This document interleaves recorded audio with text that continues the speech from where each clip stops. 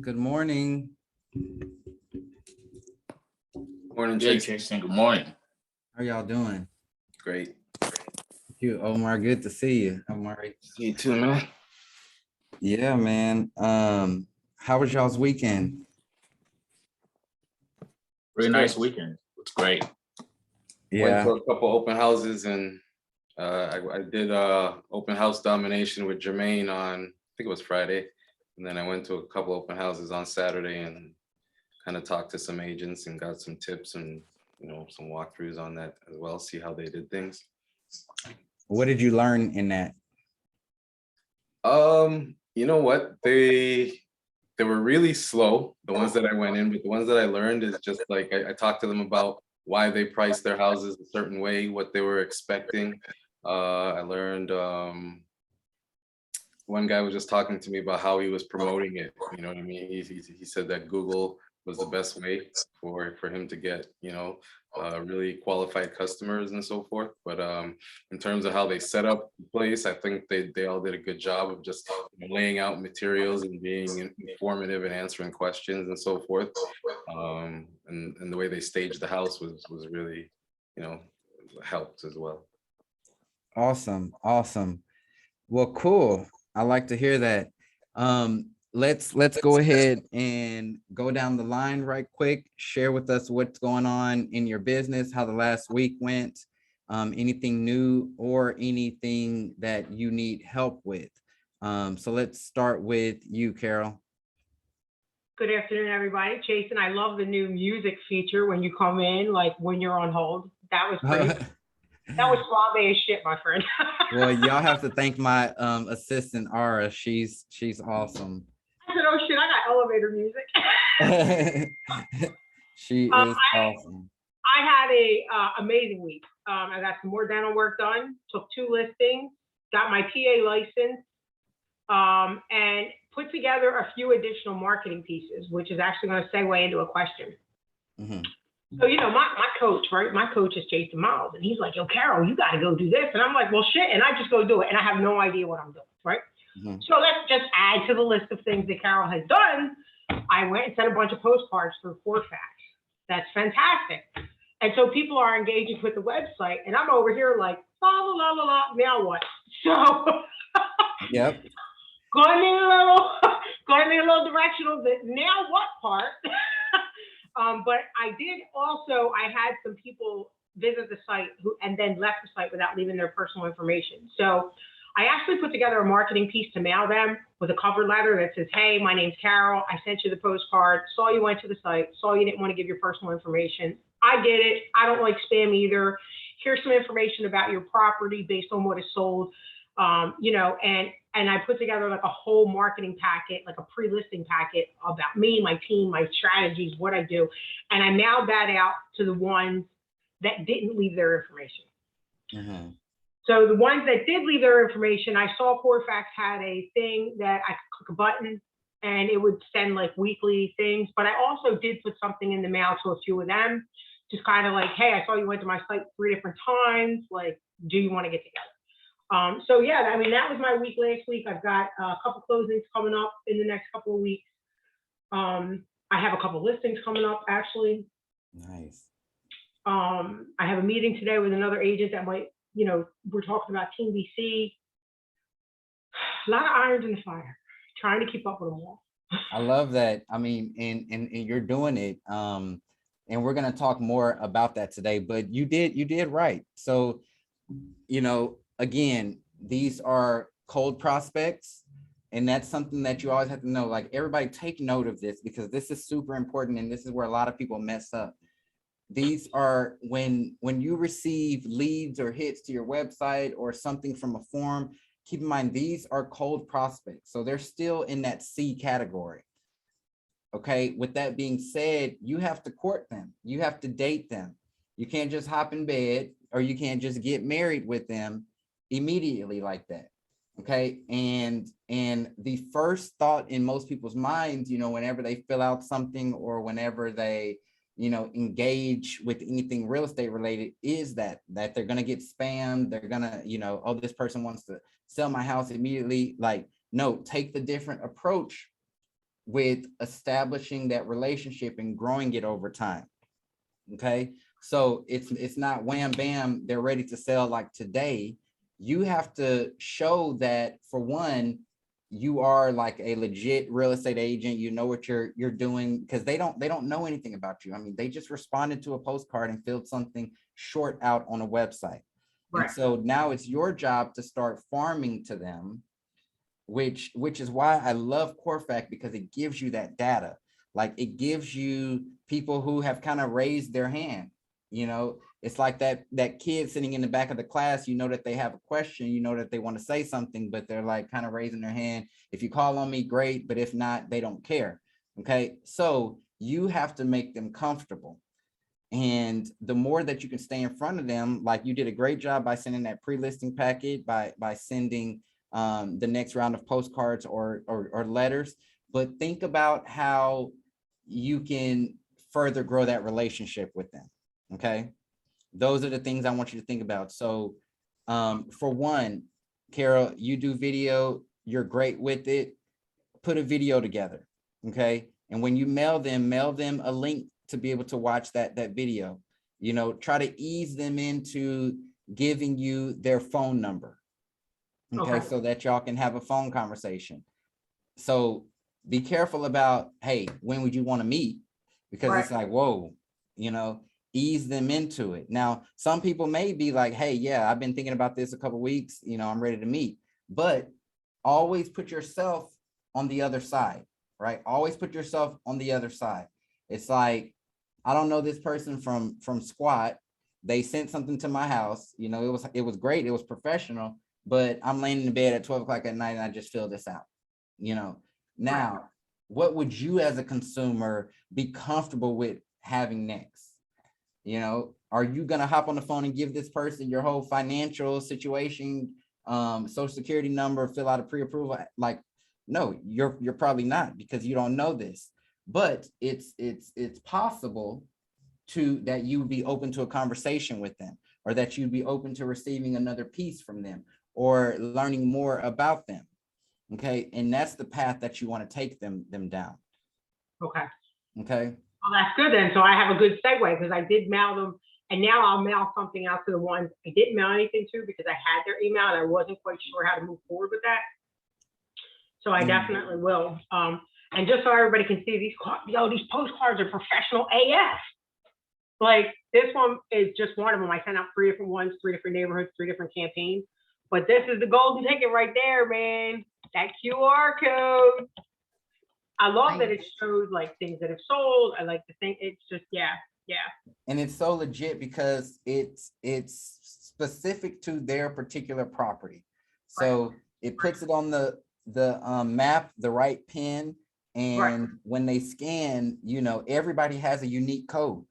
So like, that is the best return on investment I wish these people would pay me, because legit, they're pretty good.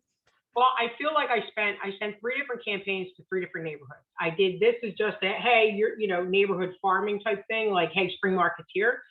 I sent one out to the neighborhood I had just put a listing under contract in, and I sent one to a neighborhood I had sold a house in several months ago with the client's review on there and like the picture of their house and all that. And so I think I've had 6 people go into my website. So I feel like, and 3 of them I got emailed. So I'm like, okay, I mean, so it cost me $600 to capture 3 emails of people who are actually thinking and looking at the value of their house. I feel like I spent thousands of dollars on Zillow and didn't come nowhere near that. So I feel like I got a good return on my investment. And as I get better at it and better at what should be on them, I feel like that's just going to continue to grow. Absolutely. Absolutely. And I love, they even put like the person's name on there. So you just buy however many addresses and it puts their name on there. I was like, well, damn, that's so you made me look good, Corfax. Thank you, Jason. So yeah, but anyway, I had a good week. So that's what I had going on. I'm getting a lot of dental work done. I am thousands of dollars in. Teeth are expensive AF. I think I'm $13,000 down this rabbit hole, and I have about $8,000 more worth of work that has to get done. There's a couple crowns that need to go. I got some wisdom teeth that got to come out. You know, there's like all this stuff. So all that is to say, I don't even think I'm going to be able to come to do the most. That's why I haven't bought my ticket yet. Oh man, Carol, this is gonna be a good one too. And like my heart is breaking, like, because I really, really want to be there. Um, Hmm. I just don't know what to do because I have to get this done. Like I am in so much pain that it's just I got to keep going and get it completed. And I'm just like, it's so much money. It's Yeah. so, Let me ask you this, and like this doesn't have to do with do the most or anything like that. And I feel your pain, but I can't help my brain from thinking like this. Are you paying that stuff on a credit card? I'm paying it on. I paid a portion cash and I paid a portion on care credit. Yeah. Okay. If possible, I would consider um getting a credit card with high point value, because when you're spending that type of money, I mean, always try to put that stuff on a credit card. Like for instance, y'all, I mean, well, I won't screenshot y'all my Amex account, but I have a bid here. I mean, this is from a contractor, right? That I'm getting some work done on a new property I bought. Um, 54 $54,000, but he needs $33,000 to start. Yeah. And so traditionally, or what most people would do is either write a check or send a wire for that $33,000. But what I did was, so there's a service out there. Well, there's a couple of services now, but I use a service called Plastic, that'll allow you to charge a credit card, and they will either wire, direct deposit, or mail a paper check to the person on the other end. What that allows me to do, especially spending $33,000, I could easily just wire them out of my bank account, but what is that going to do? Nothing. Versus charging it to my Amex card, which for this type of charge gets at a rate of 4 points per dollar. Okay, so this is over 100,000 points that are going to be received from just this charge, right? What does that 100,000 plus points translate to? Whenever I need to travel, free flights, free hotels, redeeming restaurants, eating out for points, everything like that. So when things come up, because especially us as real estate agents, there's always some mastermind for us to go to. There's always some event, like even for your business expenses, y'all, and this is a big lesson, even for all of your business expenses, right? I gain over 100,000 points on autopilot every month just from my normal business expenses. Like you're spending $600 on postcards, Carol. I mean, that's marketing. Times that by 4 times points for those marketing, you Right. know, like, So I did put the postcards on a credit card. mm-hmm. So I've been listening, but I Yeah. mean, I ain't got chasing money. I ain't got chasing credit yet. Like I'm working on that. You know what I mean? Oh, I'm yeah. always talking about put I'm put 54,000. Motherfucker, I ain't got 5,000 to put on a credit card. I got you. I got you. I got you. Look, and But then here's what's gonna be your next best friend. Charge cards. Okay. So Alright. obviously American Express has charge cards, but Capital One has charge cards now. Okay. Capital One, and it's got a $6,000 limit, so I try not to ever let it go over 3,000. And I only put business stuff on that card, 100%. That's all business. So I put it on there, and then I just paid it off. So it's not sitting on there earning any interest. But I mean, I listen. I'm building. Yeah. I'm building.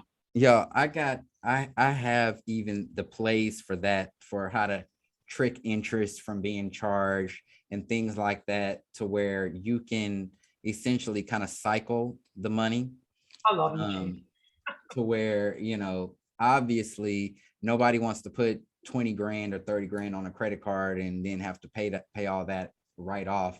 And so, and you don't want to be paying interest on it. So even cycling the money, I mean, it's a lot of stuff. I'll save this lesson for a different day, but that's all that to say, whatever you can, just try to start putting it on a credit card, especially if it's high dollar amounts. So that way, for things that you need in your business, i.e. education, things like that, you don't have to pay for that type of stuff. Because we all spend money, a lot of money. And even with the credit card companies, right? If you're not using that full balance that they give you, then they're thinking that you don't need it. So when it comes to credit card line increases, they don't give you as big of increases if you're not even coming close to what they're already giving you to use.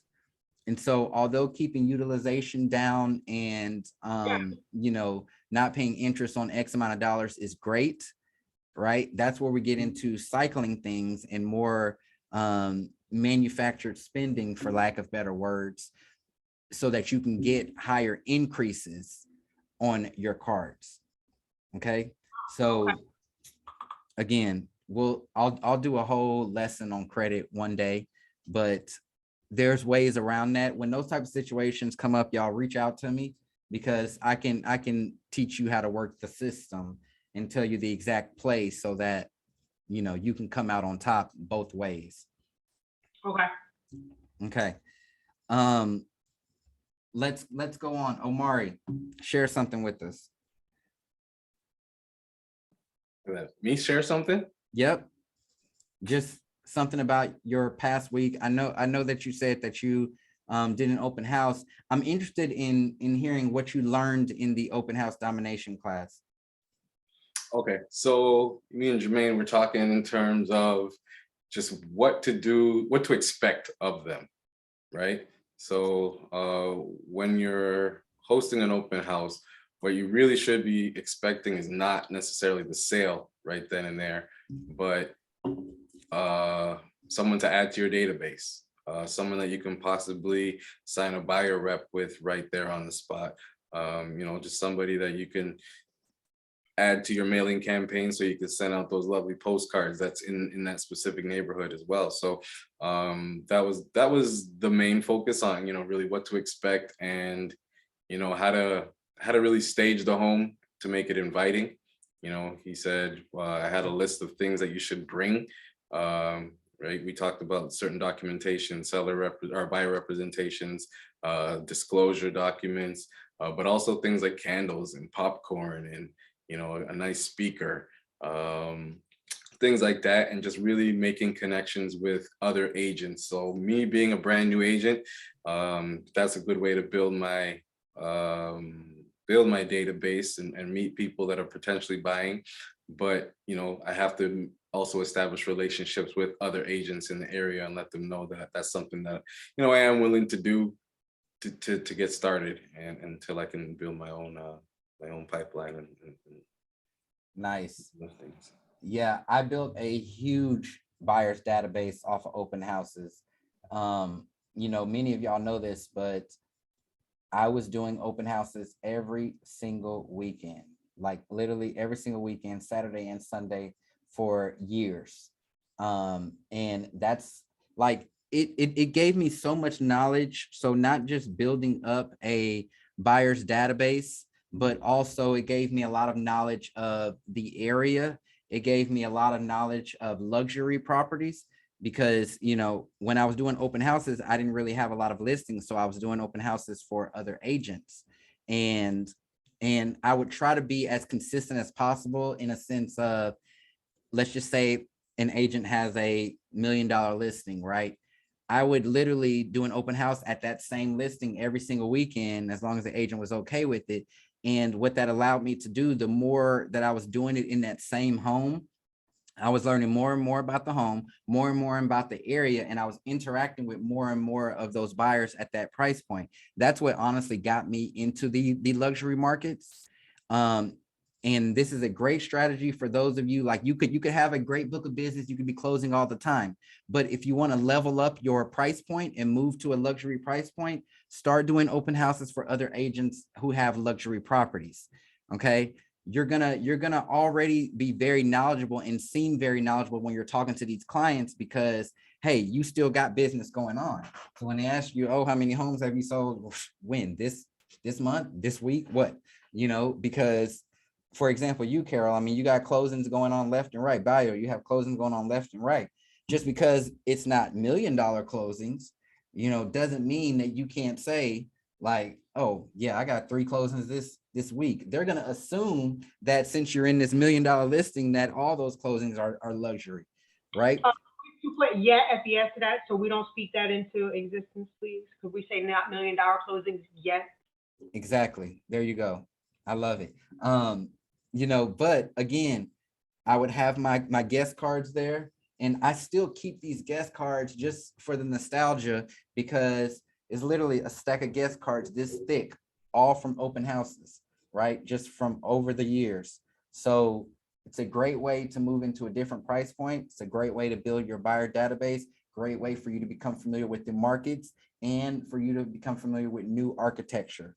So no matter what level you're at, if there's an opportunity for you to enter into a different type of market, easiest way, open houses. Okay. So cool. I love that. Keep doing them. Bio, how you doing? Hey, Jason. Hi, everybody. Hi. I'm blessed. Doing great. Thank you.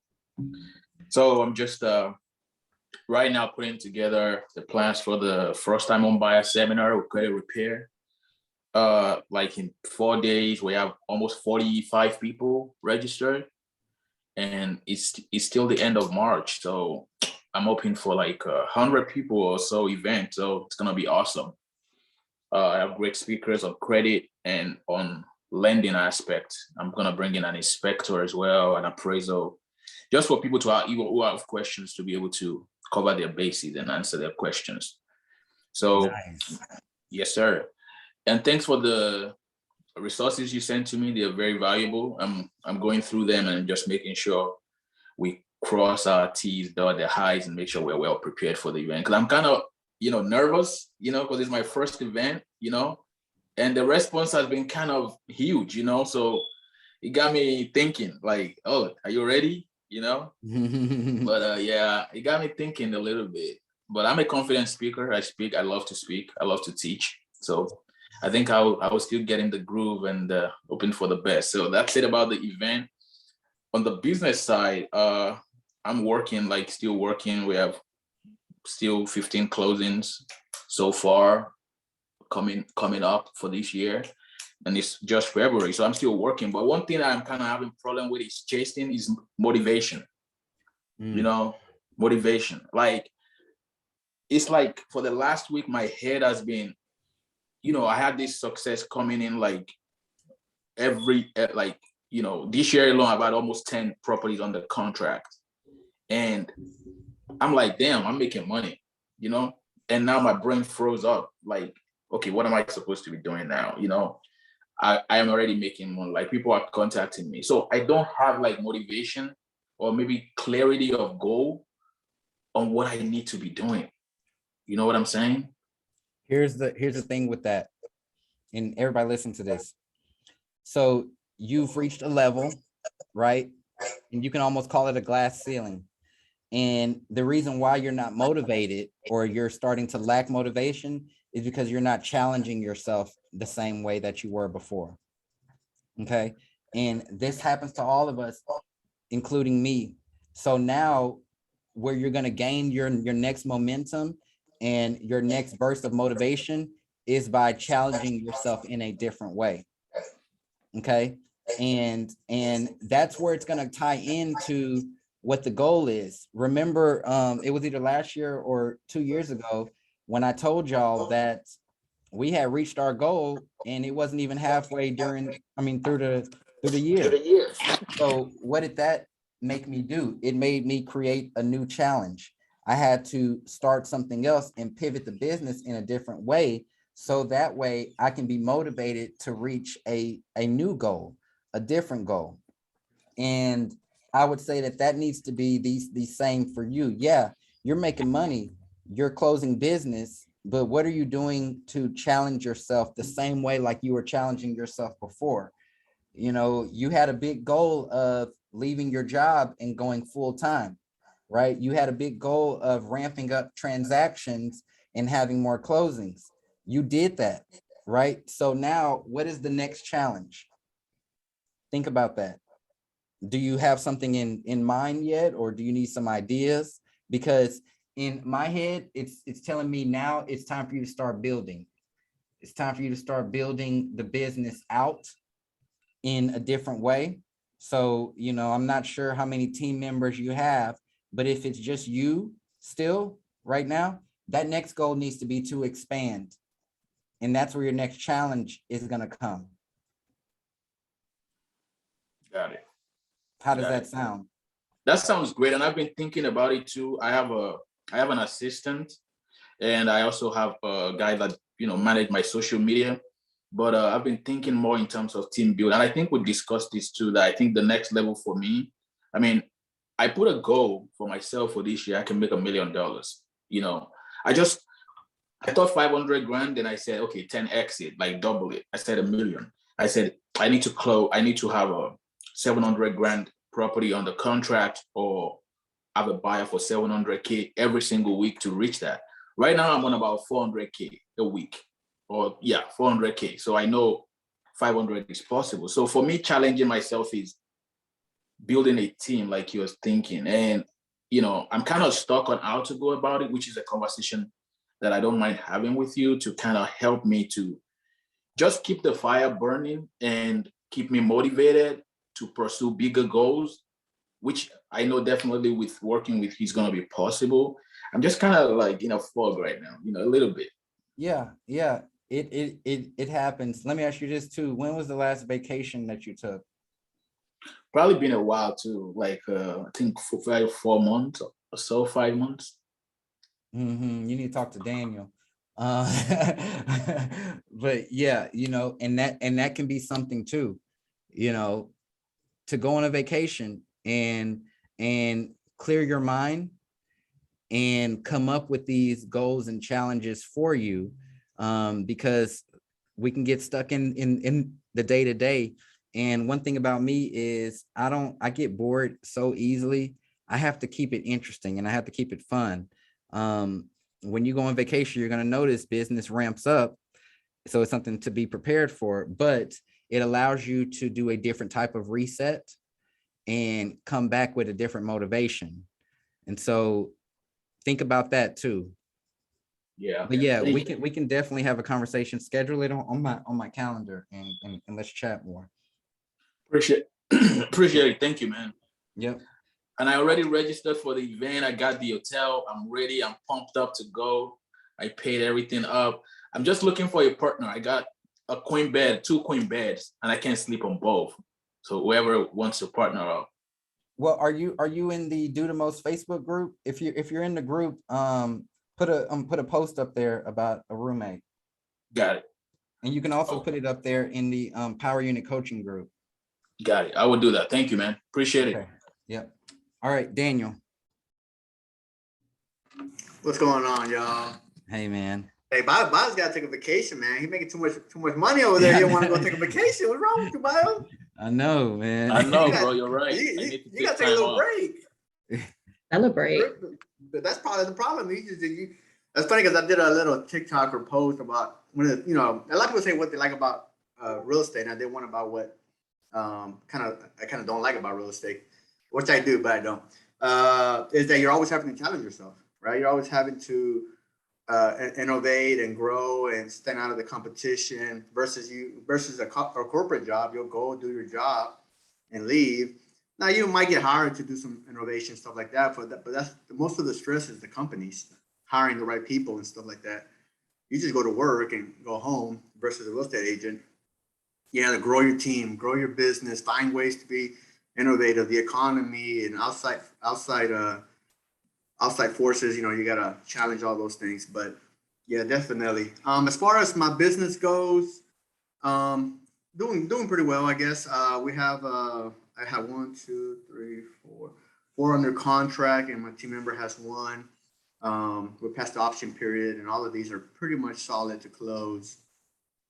Working with some tenants and just still continuing to grow the business, get more leads in. We did a Spanish event. We're trying to get into the Spanish market, which is, I know I speak Spanish, but most of my stuff is in English.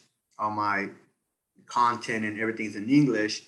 And so kind of been asked by a lot of people to kind of share it in Spanish. So we're going to try to get into the Spanish market and try to do things just in Spanish instead of being just bilingual. because that kind of makes it a little difficult too, having an event where you're speaking Spanish and then having to translate at the same time. I never really liked that, because things doesn't translate correctly.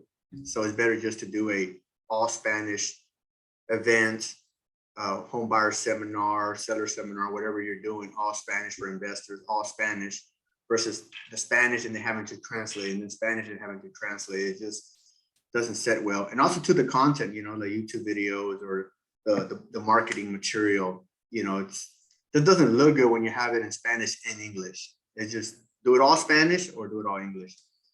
So we are trying to get into that market. Hopefully, there's a lot of people that are looking to buy a home in the Spanish community. We're still doing open houses on the $500,000 and higher. So trying to fill that pipeline up. And like I said, it was going pretty good. We almost had one all cash, 400,000. But they were kind of complicated with their funds because they had in different bank accounts and stuff like that. But no, it's still early in the year. We look forward to our client appreciation event and doing more events and just continue doing what we're doing to grow the business. Nice, man. Yeah, I mean, the splitting it up, I know a lot of people who do that. I even think Brian, so BC, I even think that he's starting to do like all videos in Spanish too. And he was doing mostly English at first, but I know a team here, they lead investor seminars and theirs are all Spanish. And they have like huge turnouts. I mean, even bigger turnouts than they do when they do the English ones. And so I definitely think you should go about that. And hey, Daniel, I mean, if 90% of your clientele ends up being Spanish and y'all speak Spanish, like there's nothing wrong with that. And I feel like there's huge opportunity there because not a lot of people do those seminars all in Spanish. And so I think you should run with that, just going full on Spanish, as far as that opportunity lies there.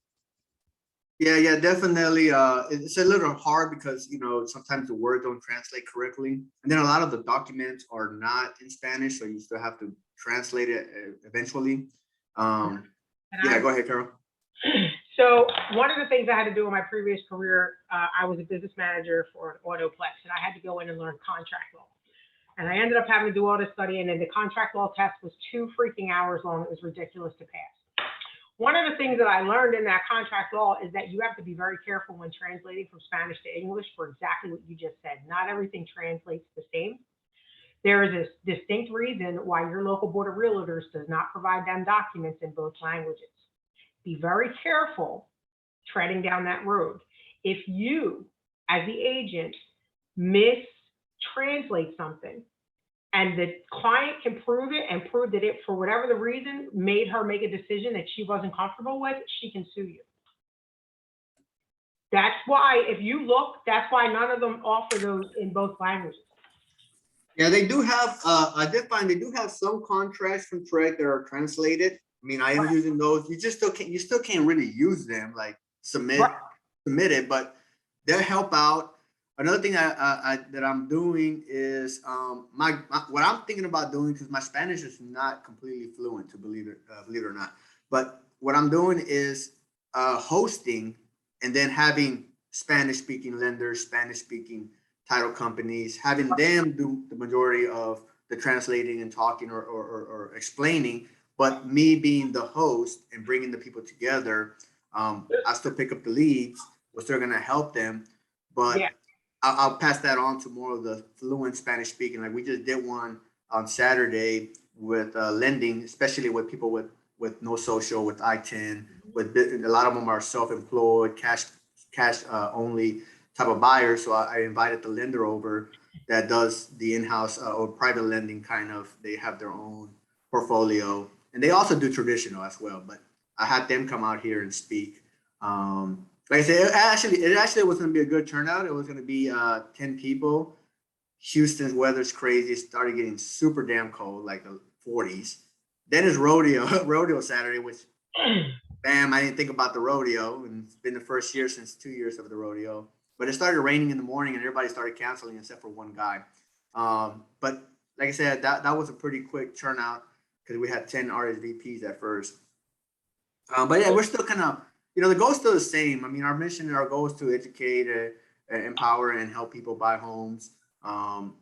And so I don't think there's an issue really on that end. It's just like we spoke last time, is getting to that higher price point, having to, seek out financial advisors to be in the part of the meetings, part of the open houses, try to narrow the gap between emotional buying and logic buying, and just trying to get them to understand. Because even at 20%, the houses are, at 200,000 or 300,000 at 20% is a lot of money. And so, imagine back then when it was 150,000 at 20%, because that really hasn't really changed for I-10 buyers or a lot of these other buyers that don't have social. But we're going to get into it. Like you said, there's not a big market on it. I don't know a lot of people that are doing Spanish only content, Spanish only. So hopefully that pays in my favor. Nice. All right, let's move it along. Sasha. Hi. Okay, so I got a lot going on, but if I had to keep it real estate related, I would say I got my first listing, but don't get too excited because it's actually my listing. But one thing, like my personal residence, but one thing that I can say is I'm glad that my first listing happened to be mine, because that's actually the reason why I got into real estate, because of my personal experience on the buyer side. So now seeing the seller side, I'm seeing so many things that I think are going to make me such a better agent when it comes to the seller. I've had tremendous response. I'm like navigating through about 40 to 50 offers right about now. And I said I would make a Wow. decision this weekend. Today. It's been on the market since Tuesday. And I still have people asking me if it's available, can they show it? I actually declined all showings yesterday because it rained, and I still have like 40, 50 offers. What? So, yeah, exactly. And I can tell y'all this because, y'all aren't in the area, but if I do the math, about 35,000 over asking. So, yeah, so right now the challenge is, okay, what is this contingency? What is this? Talk about appraisal. So like really trying to get in and see which one is the best one. And then just making sure I respond to people about receiving offers and where I'm in the process, answering questions. So it's been exciting, and I'm ready to hit the ground running. On another note, I'm relocating back to North Carolina. So I also got licensed in North Carolina as well. And I'm trying to keep up with the post-licensing because they don't have a salesperson's license there. So I have a provisional broker status that I'm trying to get removed within the next way before 6 months, but also trying to avoid having to have a mentor on 3 deals there as well. I've just been extremely busy, not being able to kind of market like I want to. I actually wanted to do an open house so I could try to get buyers before I left, but I just had so many appointments scheduled that I was just like, it's no point to even do all of that. I would have to cancel all the appointments to do it between 2 and 4. But I like the idea that you said doing one every week. I did, David, I think is his name, his buyers boot camp, and he recommended us to do one, but it was so hard to find agents that were actually even doing open houses, or like somebody that had something in the area that looked like you wanted to do an open house for. So do you have any recommendations for that, like kind of grow my business that way? So the recommendation for finding the open house opportunities? Yes. Yeah, just straight up looking in your MLS, and because there's truly nothing in the rules that says, you can't do an open house for an agent from another brokerage. It's just about getting that agent to agree to it. And so looking in your whole MLS and looking at all the inventory and scoping out those properties that are in the areas and at the price point that you want to work in, reaching out to those agents. The thing is, like, open houses help everybody. Obviously you're doing it to get buyer leads and everything, but there's a lot of agents out there who may not have the time to do an open house, who may be lazy, and it can help them show their sellers that they are working hard and that they are getting the property seen by people. And so I always make sure like that agent understands what the win-win is for both sides, but you can use your whole MLS of properties to scope out, you know, those properties that you want to do it at. And then unfortunately, it's just manually reaching out to those agents to find out if it's okay. And I think that's kind of the problem because maybe it was like right before the new year came in and maybe there wasn't a lot on the market. But I mean, I hate to even say this, but I'm just going to say it because I'm in a safe space. I think some of the properties that I saw that were vacant, like they didn't just come on the market, they didn't look like anything I would really want to host an open. Like I figured if I tried to host an open house, nobody would really come to it because it just didn't look that spectacular. Have you done one at one of those properties? Like, do you have any? Yeah, I Like it's like an mean, older home that's not really updated. of course, I've done those. You know, not every opportunity has been just like the grandest, most nicest open house, but I found that they still bring in buyers. And the huge opportunity there is you have to keep in mind, like Omari said earlier, your goal at that open house is not to sell that house. Okay, so if you get foot traffic in the door, those are opportunities for you to broker other deals for what they are truly looking for. You know, so people walking in, it's like, yeah, I understand this house is crap and it doesn't work for you, but let's talk about what you are looking for and let me help you find that. So, you know, not really discounting the property, keeping it more so about the opportunity that lies there. Okay. And I think that's another challenge too, taking my personal preferences out of things because there were some things I wanted to do to get my house on the market because I just felt like, oh my gosh, this paint job that was done before I moved in. But Mhm. just to hear like I said, the responses, nobody's asked about it. And I'm like, I'm glad I just kind of took that out of it. So I guess I need to do the same thing when it comes to open house and other opportunities. Yeah, plus in this market, I mean, heck, a lot of stuff sells that we never expect to sell. So True. yeah, definitely try that. All right, Kiera, last but not least. Okay, my week has been good. I actually have a closing in a couple hours. So I'm excited for that. Nice, congrats. Thank you. I will be honest and say I needed that little pep talk you gave today about open houses because I have given up buyers. I have sworn off of it and just been listing houses as of lately. But I think I just need to raise my price point because, as you guys know, I live in California. A lot of people do not want to pay these prices out here for what they're getting. And so a lot of my buyers have either been moving out of state or they've been waiting. And I'm just like, okay, maybe I just don't need to work with buyers. But I think I just need to go to higher price points and stop taking people with no money, at least in this market, because it's not working in California. Yep. So that's one thing I want to work on. I'm excited for Cabo next week. And I'm still pondering on if I'm going to be at EXP, but we will see. Okay, well, I still hope to see you at Do the Most. So You will. perfect. Bit of advice on the buyers. So definitely if you can raise your price, well, you definitely can raise your price point. So do that. Second, start to do some backdoor research, meaning start to research on who are the people that are moving there and moving around. So doing backdoor research on companies that are moving to the area or any area that you serve.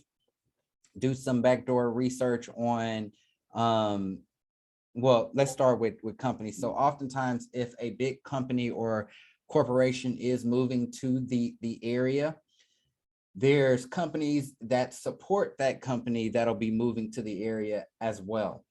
Okay, so let's just say, for example, if I don't know, let's just use Kellogg, the cereal was moving to your area.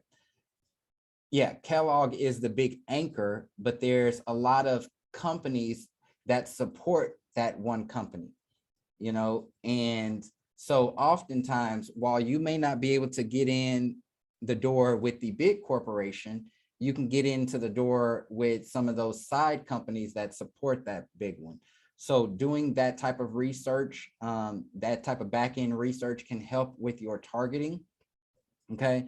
Also, new construction, if there's any types of new construction subdivisions, neighborhoods coming up, look into that. Also look into, start doing research on investment areas. So if there's areas that you see homes are starting to be bought up by investors and they're fixing them up, start doing research on that and going after those homeowners, you know, for listings, but also you can attract buyers to that area. You can attract investor buyers.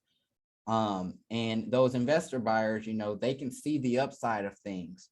And they can work in a variety of different price points. So with those types of buyers, you can get 2 deals out of that. You can get when they purchase that investment property, and hopefully you can get them on the sell side when they're done renovating and want to sell it. You can do backdoor research on divorce clients. So getting clients who are divorcing, that's a huge opportunity. And then also, I mean, you're in California, people are still buying properties, right? Not everybody's moving out, but the price of real estate is going up. We got inflation going up crazy. So doing backdoor research on certain things that are happening, such as pre-foreclosures or people's water getting turned off. I don't know if they release electricity lists, but things like that, those can be potential listings that can draw you in buyers. If you can get those as listings, holding them open houses, draw you in more buyers that you can start to work with, you know, in those specific price points. So there's things you can do on the back end to build your pipeline and start targeting different little sub markets of clients.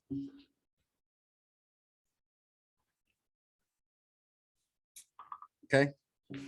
All right, y'all, right quick, I want to get into the lecture here. So a lot of good things going on in the group as far as you know, y'all are closing deals, starting to expand your teams, moving into different markets, which is great. Keep in mind, right? You all are the business owners. You're the business owners, and you're moving at rapid pace, right? Which is good. Something that you have to do as a business owner is making sure that you are tracking everything, okay? Because now you're at a point where you want to start to make more calculated moves based on your tracking. So when you're thinking about hiring someone, when you're thinking about firing someone, when you're thinking about making an investment, starting a new marketing plan, whatever it is, spending money, investing in something, you want to make those moves more calculated based off of what your trends and what your numbers are actually looking like. Okay, some of you may be spending money in places that are not serving you how you think that they're serving you. Okay, and the reason you don't know this is because you're not tracking it. Let me give you some baseline things that you need to be tracking in your business each and every single day. Okay, each and every single day. One of those is your top 50 list. So part of the Power Unit DNA, what do we talk about? We talk about your top 50 past clients, your top 50 VIPs, your top 50 referral partners. Okay, those need to be tracked. Okay, and how are you tracking those? You need to be tracking how many referrals those people are sending you. You need to be tracking your contact with them. Remember, we have our theme days here. So on Mondays, you should be calling your VIPs. Okay, Tuesday, you're calling your current clients. Wednesdays, new and old leads. Thursdays, past clients. Fridays, referral partners and new business. These phone calls, these gifts that you're sending, the events that you're putting on for them, the referrals that they're sending you, all of this stuff needs to be tracked. Okay, put it into your system that you are looking at this every single week. You may have some people on your top 50 list, on your VIP list, that shouldn't be there. I had someone reach out, or they reached out to me the other day asking, you know, who can they get to sponsor a homebuyer seminar? the thing that I said back to them was, who's on your top 50 list for referral partners? Oh, well, those are people who they haven't really sent me anything. Okay. Now it's been brought to your attention, right? This is something that should be tracked all the time. And how many times have you reached out to these referral partners? You had the one meeting with them, then what?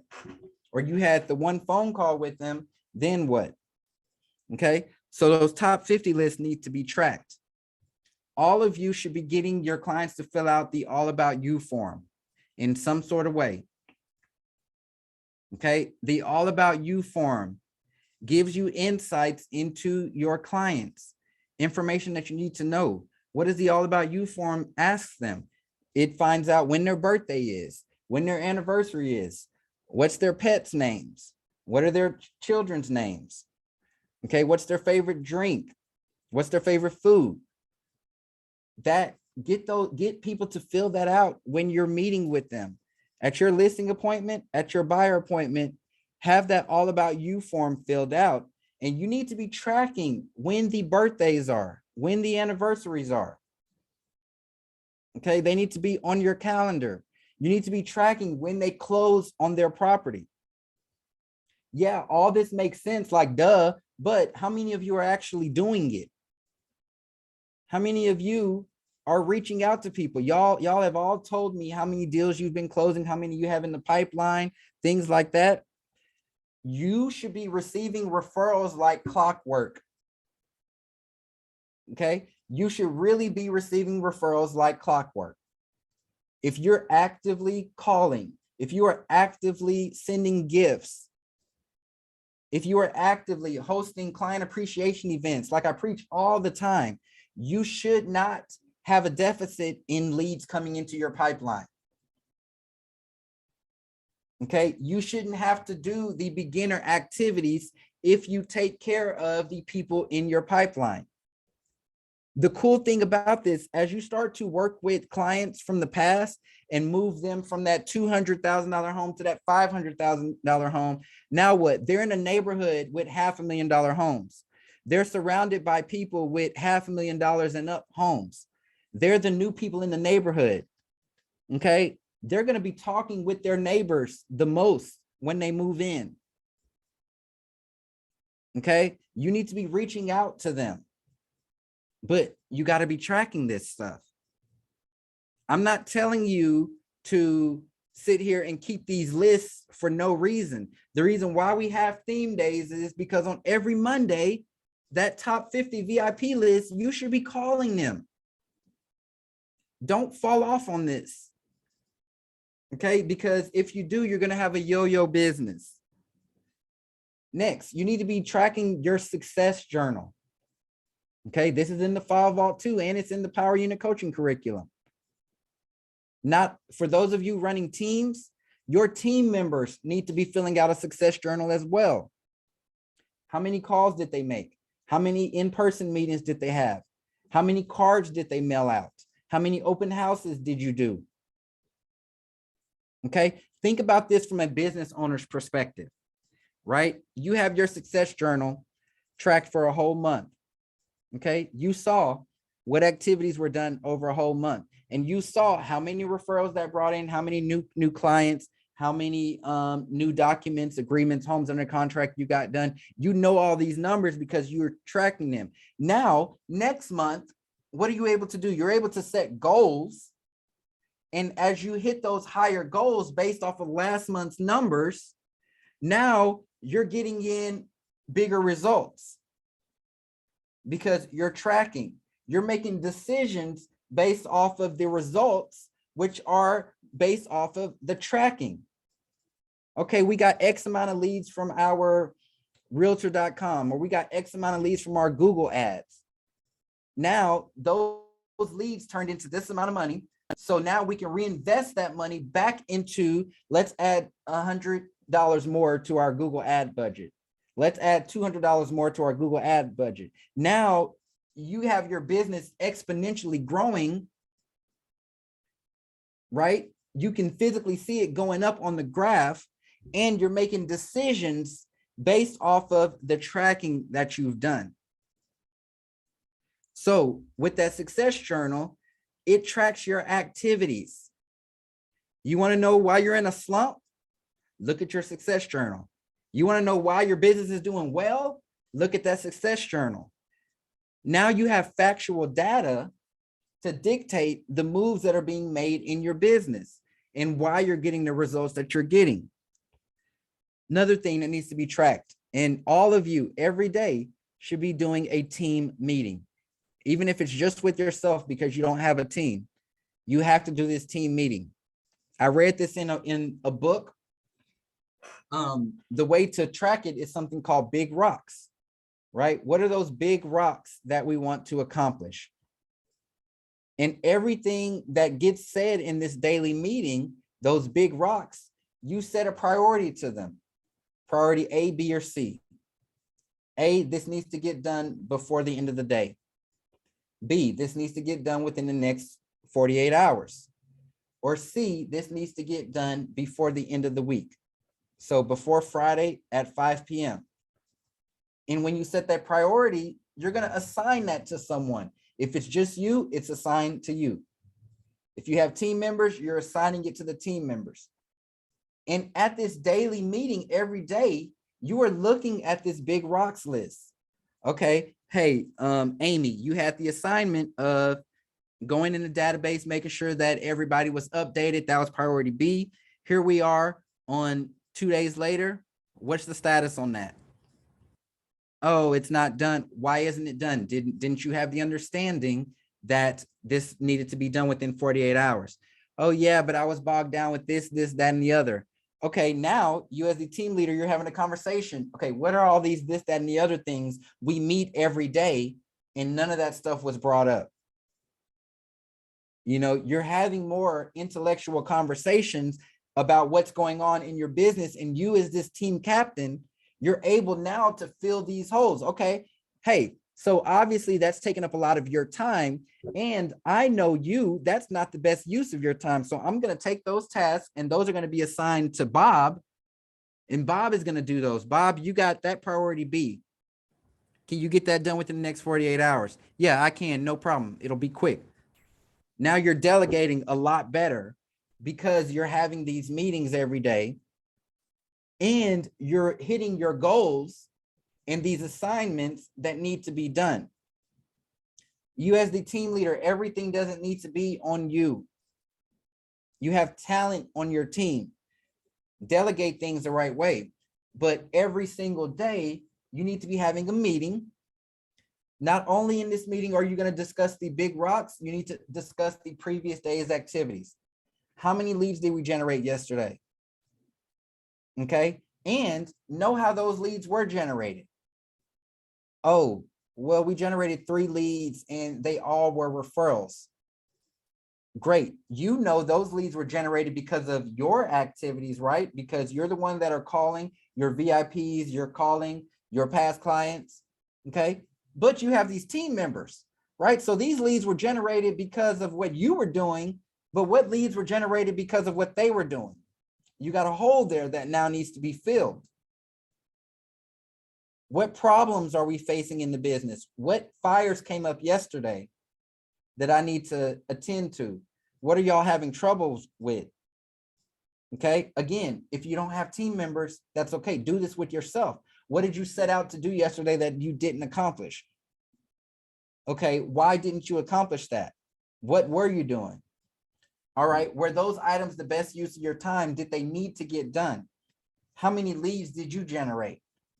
Did you make your calls? No? Okay, we know that that's the highest and best use of your time and the most money generating activity. So now you have a real conversation with yourself. I don't need to be doing this. I need to be hitting these phones, or I need to do this after I make my calls.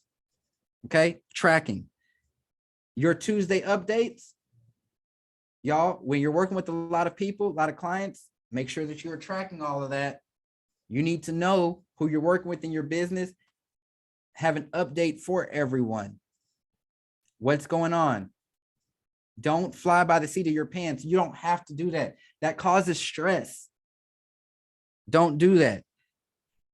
Okay. tracking your referrals. This is a big one. Well, let's just say leads overall, right? You need to know where your leads are coming from at all times. All right. If your phone rings and someone says, hey, I want to buy a house, I want to sell my house, before you get off that phone, oh, by the way, how did you hear about me? You need to know that. Where did you get my information? You need to know if it came from Google, if it came from a past client, if it came from an open house.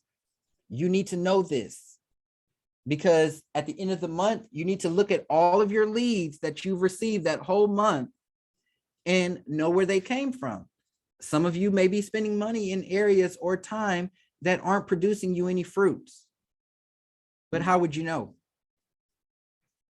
Okay. Set your stuff up the right way. I have a form for all of these in the file vault, right? But if you don't want to use my form, use something, a CRM, a spreadsheet. You can be way more intentional in your business if you track. If you monitor. Okay. This is an important lesson. Again, you all are business owners. So act like one when it comes to managing the business. Do I have any questions?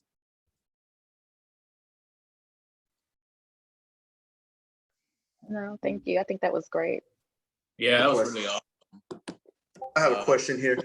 As far as the team leading management role of like putting these requirements. So as a team, they're required, and if they don't do this, you fire them out of the team. If they're just joining the team, I guess I'm trying to figure out the how to treat when somebody joins the team. They're subcontracted, they have their license, and of course you want them in the team and you want them to produce, and you're trying to get a little bit of closings from them. But if they're not doing these things, you fire them, or you just bring it to their attention, or how would you address that? I guess, I mean, of course I can say it in the team meetings, but if I don't see action, when do you know, hey, you're not doing these things, I'm gonna have to let you go out of the team? Or how would you handle that?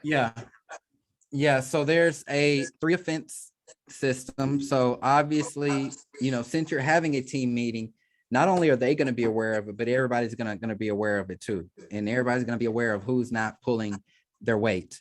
Second, once you address it in that team meeting, then secondly, it comes a conversation with them. So you need to find out why, what's the block, what's going on, and let them know, hey, this is serious. This is a requirement, and our next conversation that we have about this is going to be more so about whether this is the right place for you. And at that third time, if it still happens on that third offense, then yeah, they're not the right person for your team, because the team, it's not only just sales, right? You're building a business, right? And this person doesn't deserve to rise up with y'all if they're not willing to pull their weight, and you have to be a leader in that sense to have that conversation, to know that this is serious. Right now, you may be leading with them, you needing them more than they need you. And that's not the right way to lead. Okay. And so you can have whatever system you want to have. Mine, it's a 3-person, it's a 3 offense thing. So, starts with the conversation and address it. You have to ask questions. Like, there could be a reason why they're not doing what needs to be done. Maybe they don't know how, right? Then there's a coaching opportunity there. Maybe they have a lot of stuff going on where you need to let them open up and tell you what's going on in their life. So just know, or not just know, make sure that person understands what the expectation is, and that expectation is agreed upon, so it's not just like you do this, I don't want to hear anything, but do you understand? Are you able to? You have any questions? Great. Can you have this done by X, Y, and Z? Great. You have those 4 agreements. Now, when you actually have the conversation, it's different. right? Because y'all had that agreement, y'all had the understanding. There wasn't any issues. So now let's discuss what took place between then and now to where now we're having this conversation. Okay, got it. All right. Well, get out there, crush it this Guys, week, y'all. Sorry, before you go, Yep. Jason, how do you find your best hires? How do you find them? Like your assistants, social media and stuff like that. How do you find the best ones that you currently use? Yeah, I mean, you know, I don't know that they're going to be my best when I first bring them on, right? I mean, we oftentimes want everybody to be the best, but only time shows that. I get people from a variety of places. Some people directly reach out through Instagram. I get recommendations from others, you know, within the industry, other agents. Hey, you know, this person reached out to me, but I don't have a team. I know you have one. Sometimes I do post job ads. So, hey, we're hiring this and that. My old broker, he puts billboards up saying that they're hiring. There's a number of places to get people from, Bio, but I can't tell you this is going to be the best place because only time will tell whether that person is the best hire or not. Now, when I get in front of them, we have a process, right? So there's an application, there's an interview, they're filling out the DISC test. We're knowing what their goals are and what they're trying to accomplish. You know, you do that due diligence, just like with anything, but let's just say that you're buying an investment property. There's going to be things behind the walls that you don't know about when you buy it, and you got to tackle it then. Okay. Or you can make that decision like, oh, this house turned out to be a lot more than I expected. Let me just put it back on the market. You know, so you don't know, but I would say cast that wide net. So put it out there everywhere that you are hiring and see what type of people you get. I would say the worst people I've gotten have been from like job ads, because those are just people looking for a job. But the best places have been more social media recommendations or people just reaching out. Got it. And number two is that with cold calling, I struggle to sit down. You know, I don't like sitting down and I struggle with that. Do you cold call personally, or how do you handle that? Or do you like Why do you have to sit down? like just being in a office space, just calling, banging the calling. I just struggle with it. Well, walk around, man. You don't have to hold yourself in one. I mean, even if you want to make them from the car, like while you're driving, all of these apps with numbers have mobile dialers. Do what works for you. Nobody says you have to sit down. I mean, I actually say in my videos, do it while you're standing up, walking around. Get you a wireless headset and hit it. Just make sure you do it. Got it. Yeah. I got a question about that. Actually, I saw this one thing. You ever use Fiverr to do the cold calls? I saw that people would pull out a list from, I guess, like, let's say one of the sources, and then go to Fiverr, and they have like years of experience, and they'll charge for like, let's say $50 for like 2 hours. I don't know how they work, but have you tried that? Not me personally. Yeah, I mean, I know that it exists, but I know that I can be the best closer when it comes to that. And I mean, you can get a great virtual assistant, whether they're on Fiverr or some other place. It just goes down to you as the leader, making sure that they're trained the right way and doing things the right way. But me personally, I've never hired an ISA off of Fiverr. Okay. Yep. All right. Any other questions, y'all? No, but I do just want to say that I got a buyer lead, somebody that had inquired about my property, and I reached out and told them that, I wasn't accepting any more showings and I was making a decision today, but there was another property in my neighborhood. And I saw they went to my website and actually picked another property and reached out to my lender. So I'm kind of excited about that. Hopefully that turns into something. Yeah. Look at that. Look at that. Y'all think creatively about how you can help people. Like, don't just keep it one track. There's always a way that you can help someone, and that you can keep some money coming in. You know what? I'm gonna make next week's lesson on just the different ways that you can make money from people, like even if they are not ready yet, or even if they have credit challenges or whatever the case is, I will show y'all how to make more money off a transaction than just the 3%. So that's what we'll talk about next week. All right, see you next week. All right, talk soon. Bye. Thank you. Awesome. Thank you very much. Yep. Later, guys. Later.